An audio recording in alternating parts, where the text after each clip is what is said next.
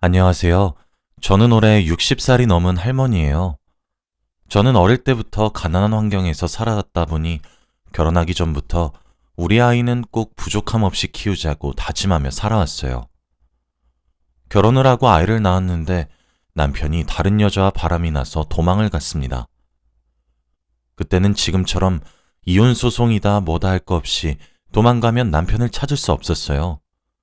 그래서 어쩔 수 없이 저 혼자 어린 딸을 키우면서 살게 되었죠. 남편 없이 아이를 혼자 키우니까 주위의 따가운 시선도 많이 받았습니다. 다들 저보고 온갖 무례한 말들을 많이 했죠. 제가 이런 말을 듣는 건 괜찮았지만 우리 딸이 커서 이런 말을 들으면 너무 속상할 것 같아서 차별 안 당하게 하려고 정말 열심히 키웠어요. 딸은 나와 다른 삶을 살게 하자 라는 말을 늘 마음속에 새겼던 것 같아요.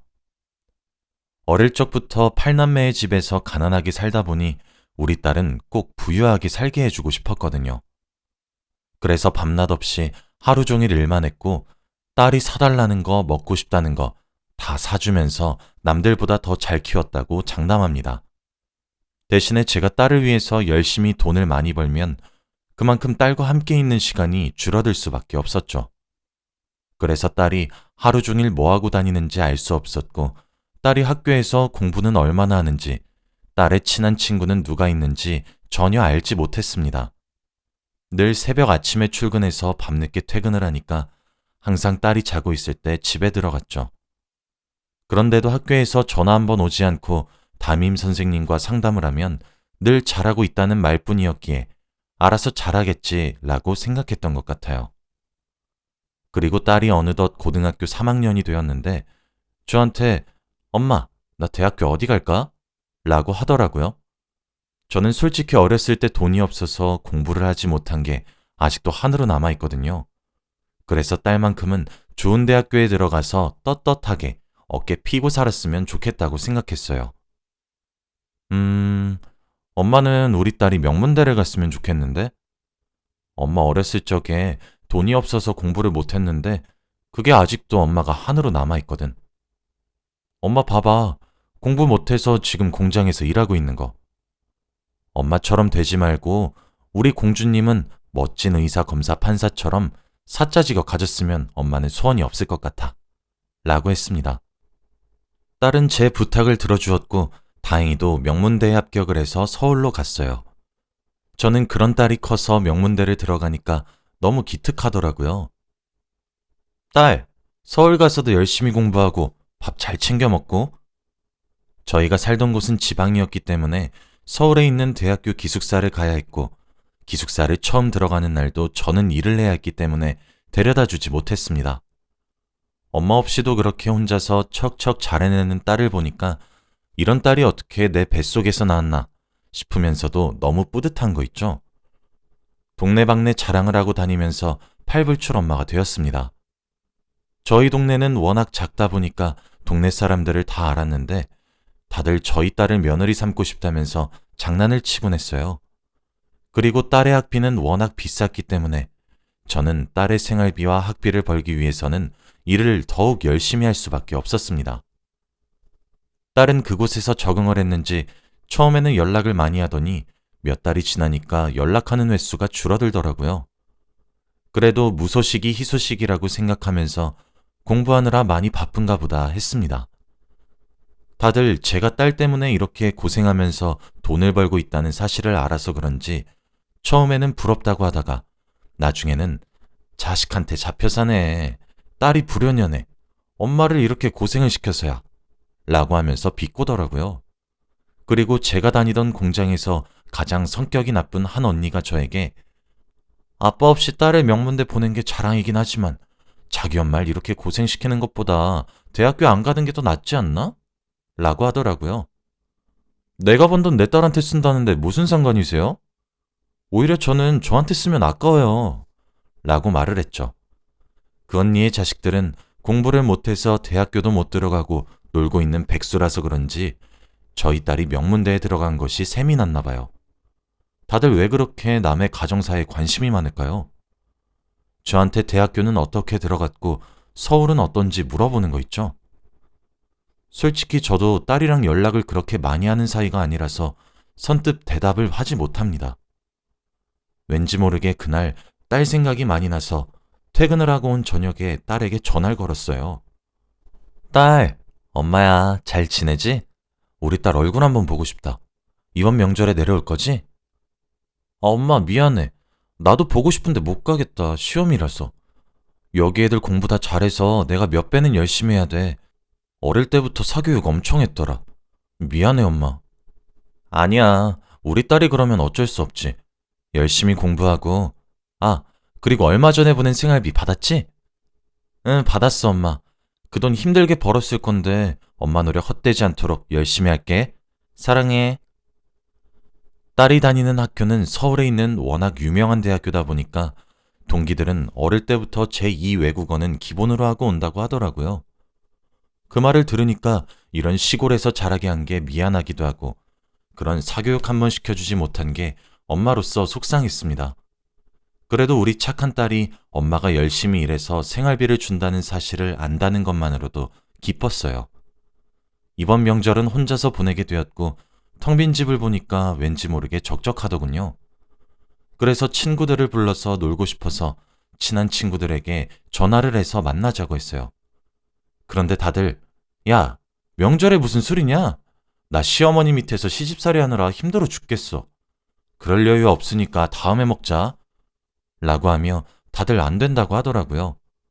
어쩔 수 없이 방 안에서 TV나 보면서 잠을 자려고 하는데 갑자기 회사 동료에게서 전화가 왔습니다. 야, 나 지금 시댁에 와서 서울에 있거든? 근데 오늘 네 딸 봤다? 그래? 어디서? 술집에서. 너희 딸 외간 남자 택시 태워서 보내던데? 술집에서 일하는 것 같더라. 얼른 가봐 얘. 뭐 잘못 봤겠지. 우리 딸 지금 도서관에서 공부하고 있을 시간이야. 야, 내 눈은 절대 못 속여. 내가 주소 보낼 테니까 심야버스 타고 얼른 가봐. 동료의 말은 충격적이었지만 저는 당연히 동료가 잘못 봤다고 생각했어요. 저는 절대 믿지 않았습니다. 명절 연휴가 끝나고 공장으로 돌아가서 일을 하는데 동료가 저를 조용히 부르더군요. 얘, 너 그 술집 가봤어? 네 딸 맞지? 무슨 소리야, 나 안 가봤어. 너 잘못 본 거야? 아니라니까, 내가 사진 찍었는데. 이거 봐봐, 네 딸 아니야? 그런데 동료가 보여준 사진 속에는 누가 봐도 제 딸이었습니다. 정말로 술집 앞에서 술 취한 남자를 차에 태우고 있었는데 영락없는 술집 여자였죠. 너 이 사진 누구한테 보여준 적 있어? 아니, 없지. 내가 미쳤냐? 그 싸가지 언니한테 절대로 안 보여주니까 걱정 말고 얼른 가서 상황 정리하고 와. 저는 너무 당황스러웠고 무서워서 당장 동료에게 그곳의 위치를 알아내고 대표님께 사정사정한 뒤 서울로 향했습니다. 저희 동네에서 서울까지는 6시간이 걸렸는데 그 시간이 어떻게 지나간 줄 모르겠어요. 가는 내내 설마 딸이 그런 짓을 할까 싶었고 낮에는 학교 생활을 하고 밤에는 그런 일을 하나 이 생각을 하면서 서울을 갔던 것 같아요. 서울에 도착하니 해가 지고 있었고 저는 택시를 타고 바로 그곳으로 향했습니다. 그리고 떨리는 마음으로 그 술집 문을 열고 들어갔는데 딸이 서 있더라고요. 딸과 눈이 마주친 저는 그 자리에 털썩하고 주저앉았고 딸도 저를 보고 놀랐는지 눈이 커지면서 아무 말도 못하더라고요. 한 번도 이런 모습을 본 적이 없어서 너무 당혹스러웠고 왠지 모르게 거리감이 들더라고요. 딸은 주저앉은 저의 손목을 잡고 가게 밖으로 나가서 구석진 곳으로 끌고 갔어요. 그런데 당장 사과를 하고 잘못했다고 빌 줄 알았던 딸은 오히려 당당한 태도로 엄마, 여긴 어떻게 왔어? 짜증나 진짜. 라고 하며 갑자기 입에 담배를 물더라고요. 제 앞에서 담배를 폴폴 피는데 정말 제 딸이 맞나 싶을 정도로 낯선 모습이었습니다. 너 학교는? 이런 일 하면서 돈 벌고 있던 거야? 돈이 부족했어? 엄마한테 더 달라고 하지. 엄마, 사실 나 대학교 안 다녀. 다 거짓말이었어. 뭐? 그게 무슨 말이야? 미안해. 그냥 대학생 행세하면서 엄마한테 생활비 타는 거야. 미안해, 엄마. 저는 딸의 말을 도저히 믿을 수 없었어요. 수년간 대학교를 다닌다고 도서관에서 공부를 한다고 했던 딸은 어디 가고 이런 양아치 같은 모습을 한 사람이 제 딸이라뇨. 저는 눈에 눈물이 맺히면서 아무 말도 할 수 없었습니다. 엄마한테 다 말하려고 했어. 그런데 엄마가 먼저 찾아와 버렸잖아. 왜 말도 없이 찾아와? 내가 다 말하려고 했는데. 뭐? 내가 너를 어떻게 키웠는데? 내가 평생 일하면서 너를 어떻게 키웠는데 그런 말을 해? 너 하나만 바라보면서 너한테 내 평생을 다 바쳤는데. 내가 그렇게 해달래? 엄마가 그렇게 선택한 거잖아. 누가 엄마 평생 다 바쳐가면서 살아달래? 엄마도 엄마 인생 살아. 내가 이렇게 키워달라고 한 적 없잖아. 저는 그 말을 듣고 순간 화가 치밀어 올라서 저도 모르게 딸의 뺨을 내려치고 말았어요. 딸은 저한테 맞고 빨갛게 달아오른 뺨을 어루만지면서 엄마, 나 이제 엄마한테 빚 다 갚은 거지? 그리고 엄마, 내가 이렇게 된 건 다 엄마 때문이야. 학창시절에 내가 어떻게 컸는데 학교에서 왕따 당하면서 살았던 것도 모르지? 매일같이 애들한테 맞으면서 살고 엄마가 벌어다 준 돈들은 걔네한테 다 뺏겼어. 엄마는 늘 돈 벌기에 바빴으니까 절대 몰랐겠지. 난 엄마가 벌어다 주는 돈보다 엄마의 사랑이 고팠어. 알아? 나 서울 올 때 나 괴롭히던 애들 지갑 다 훔쳐서 서울로 도망온 거야. 이제 나 찾아오지 마. 돌아가. 그리고 나 임신했어. 결혼도 할 거고 남편은 부잣집 외동아들이야. 나 엄마 없이 덜 잘 살아. 다신 찾아오지 마. 엄만 나한테 민폐만 끼치니까. 라고 하며 울면서 저를 밀쳐냈습니다. 저는 딸을 부족함 없이 키우는 것이 그게 부모의 사랑이라고 생각했어요. 그래서 제가 힘들더라도 우리 딸이 밖에서 좋은 모습으로 보이면 그게 행복이었거든요. 그런데 딸은 오히려 제가 벌어다 주는 돈으로 자기가 꾸미는 것보다는 저의 사랑이 필요했다는 말을 들으니까 가슴이 찢어질 것 같고 눈물이 왈칵 쏟아지더라고요. 지금까지 제가 착각을 했나 봐요. 딸은 저 같은 엄마를 둬서 다행이라고 생각했는데 오히려 저 같은 엄마가 있어서 딸이 이렇게 삐뚤어졌나 봅니다. 그리고 딸이 임신을 했다니 어떻게 이런 엄청난 사건들이 한 번에 덮쳐오나요? 그럼 사위는 제 존재도 모를 거잖아요. 딸이 아까 담배를 피우는 걸로 봐서 아기한테 많이 안 좋을 텐데 말입니다. 딸이 그런 모진 말을 저한테 내뱉어도 저는 딸을 미워할 수가 없었어요. 딸의 말처럼 제가 없는 게 딸한테 더 도움이 된다면 저는 그렇게 할 수밖에 없었죠. 저는 기차 안에서 딸이 했던 말들을 다시 곱씹어 보았어요. 딸이 학교를 다니면서 친구 관계에 대해 이야기를 한 적이 한 번도 없는데 그게 왕따를 당해서 그랬다뇨. 학교 선생님도 저한테 아무 문제 없다고 말을 해서 안심하고 있었는데 우리 딸이 그런 상처가 있는 줄 몰랐습니다. 집으로 돌아가서 딸의 방을 뒤졌고 딸의 서랍 속에서 일기장을 발견하게 되었어요. 그런데 일기장 내용은 정말 충격적이었습니다. 온몸에 멍투성이인데 엄마는 관심도 없다. 조금만 들여다봐도 금방 알 수 있는데 아무도 내 편은 없다. 이외에도 딸은 학창시절에 자신이 당했던 모든 일들을 다 일기로 써놨고 일기를 읽으니까 딸이 겪었던 고통을 제가 다 겪는 기분이더라고요.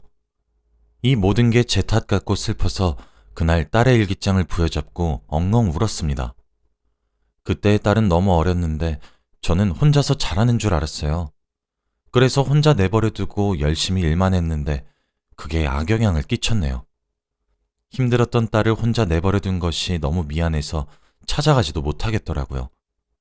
엄마 없이 사는 게 더 행복하다는 딸에게 찾아가면 민폐만 끼칠 것 같아서 딸과 연을 끊고 사는 게 딸을 위한 거라고 생각했어요.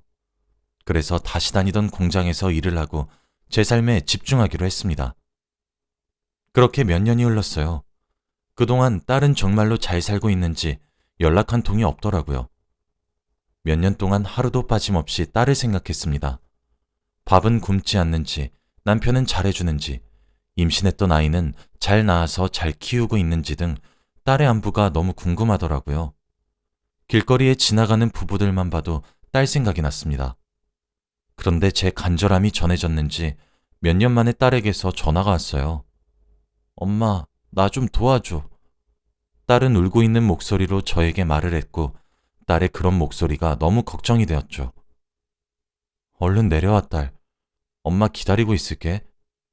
딸은 바로 다음 날 많은 짐과 자신의 아이를 안고 집으로 돌아왔고 이때까지의 일을 이야기해 주었습니다. 남편은 자기가 정말 사랑했던 남자라고 했고 아이를 낳자마자 다른 여자와 바람이 나서 도망갔다고 하더라고요. 저한테 부잣집 외동아들이라 한 것도 제가 걱정할까봐 거짓말을 한 거래요. 직업도 없고 매일 딸한테 돈을 빌려 쓰면서 폭력을 휘두른 남자였다고 합니다. 제 남편도 도망갔는데 어떻게 딸과 제가 상황이 똑같은죠. 그러면서 딸은 엄마, 내가 아이를 낳아보니까 알겠어. 혼자서 아이 키우는데 아빠 없이 나를 키웠던 엄마 생각이 너무 많이 나더라고. 그러면서 아, 엄마도 나를 이렇게 키웠겠구나 하면서 공감이 많이 됐어. 엄마한테 모진 말해서 미안해. 내가 잘못했어, 엄마. 라고 하며 울길래 저는 그런 딸을 안아주었어요. 딸은 그동안 정말 힘들었다면서 펑펑 울었고 저는 그런 딸에게 아무것도 해주지 못한 게 너무 미안했습니다. 엄마, 내가 그때 엄마가 없는 게 더 낫다고 한 말 다 거짓말이야. 그날 엄마한테 그렇게 말하고 나면 속이 시원할 줄 알았는데 오히려 더 아파오더라고. 나 그때 너무 힘들었어. 남편은 다른 여자랑 밖으로 놀아다니고 나 혼자 우는 아이를 안고 있는데 세상이 무너지는 것 같더라.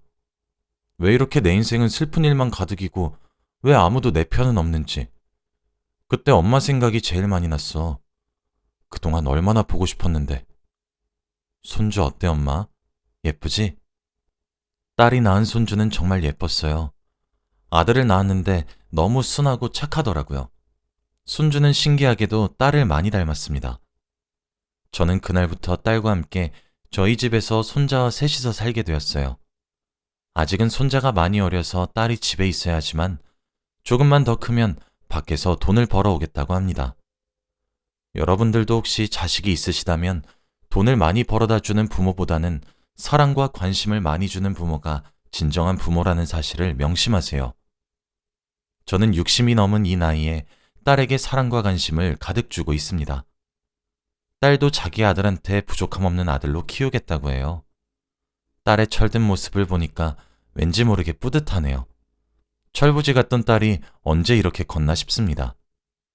제 이야기는 여기까지예요. 들어주셔서 감사합니다.